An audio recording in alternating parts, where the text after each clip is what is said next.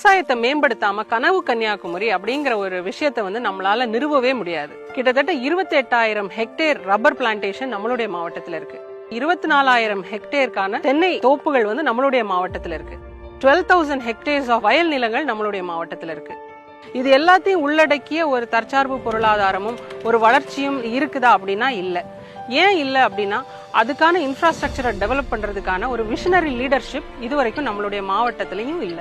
ஒரு எம்எல்ஏயால விவசாய மேம்பாட்டு திட்டங்கள் கொண்டு வர முடியுமா அப்படின்னு ஒரு கேள்வி உங்களுக்கு வரலாம். 2021ல ஒரு 16 crores ஒரு ப்ராஜெக்ட் கொண்டு வந்தாங்க ஒரு எம்எல்ஏ. ஆனா அவங்களால செயல்படுத்த முடிஞ்சுச்சா? நாம இன்னைக்கு இங்க நின்றுட்டு இருக்கிற இடம் வந்து தென்னை மதிப்பு கூட்டு மையம், செண்பகராமன் புதூர் ஊராட்சி, கன்னியாகுமரி சட்டமன்ற தொகுதியில இருக்கக்கூடிய ஒரு இடம்.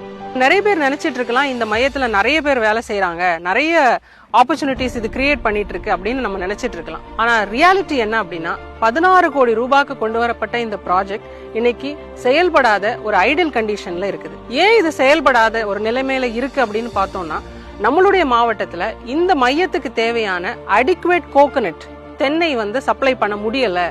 அதனால இது அண்டர் யூட்டிலைசேஷன் தான் எங்களால பண்ண முடியும்னு சொல்லிட்டு நிர்வாகம் இதை இந்த மாதிரியான ஒரு செயல்படாத ஐடியல் கண்டிஷன்ல வச்சிருக்கு.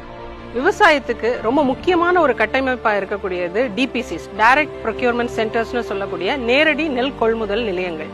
அங்கதான் நம்ம இன்னைக்கு நின்றுட்டு இருக்கிறோம். செண்பகராமன் புதூர்ல இருக்கக்கூடிய ஒன் ஆஃப் த நேரடி கொள்முதல் நிலையங்கள்.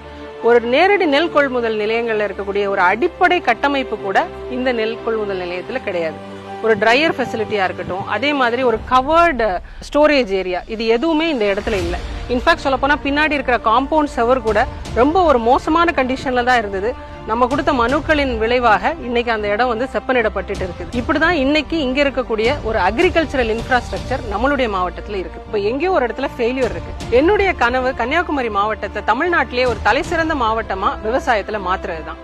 ஒரு தமிழ்நாடே திரும்பி பார்க்கிற ஒரு மாவட்டமா நம்மளுடைய மாவட்டம் ஆகணும். இதை எப்படி நம்ம மாத்த போறோம் அப்படின்னா, ஒரு பேசிக்கான 2 விஷயங்கள் பண்ணணும். ஒன்னு ஆபரேஷனல், இன்னொன்னு கேபிட்டல். ஆபரேஷனல் எஃபிஷியன்சி அப்படிங்கிறப்போ நம்மளுடைய நீர்ப்பாசன கட்டமைப்பை நம்ம எந்த அளவுக்கு நம்ம முறையா கொண்டு வர போறோம். அது குளங்களா இருக்கலாம், ஆறுகளா இருக்கலாம், ஓடைகள், இது எல்லாத்தையும் ப்ராப்பரா செப்பனிட்டு டைம்லி அவைலபிலிட்டி ஃபார் இரிகேஷன் எப்படி அதை கொண்டு வர போறோம். ஆபரேஷனல் எஃபிஷியன்சி மட்டும் இல்லாம விவசாயம் சார்ந்த கல்வி மற்றும் தொழில் வளர்ச்சியை நம்ம வந்து நம்மளுடைய மாவட்டத்துக்கு கொண்டு வருவோம். ஒரு ப்ராப்பரான agricultural university and research centre நம்மளுடைய மாவட்டத்துக்கு கொண்டு வருவோம். அதே வேளையில வேல்யூ ஆடட் ப்ராடக்ட்ஸ், தற்சார்பு பொருளாதார அடிப்படையில மதிப்பு கூட்டி ப்ராடக்ட்ஸை நம்மளுடைய மாவட்டத்துக்கு ஒரு இண்டஸ்ட்ரியல் ரெவல்யூஷனாவே கொண்டு வருவோம். இது எல்லாம் நடந்துச்சுன்னா விவசாயம் மேம்படும். விவசாயம் மேம்பட்டா கன்னியாகுமரி வளர்ச்சி அடையும். இந்த கனவு கன்னியாகுமரியை நினைவாக்க இந்த தேர்தலில் எல்லாரும் ஒன்னா நிற்போம்.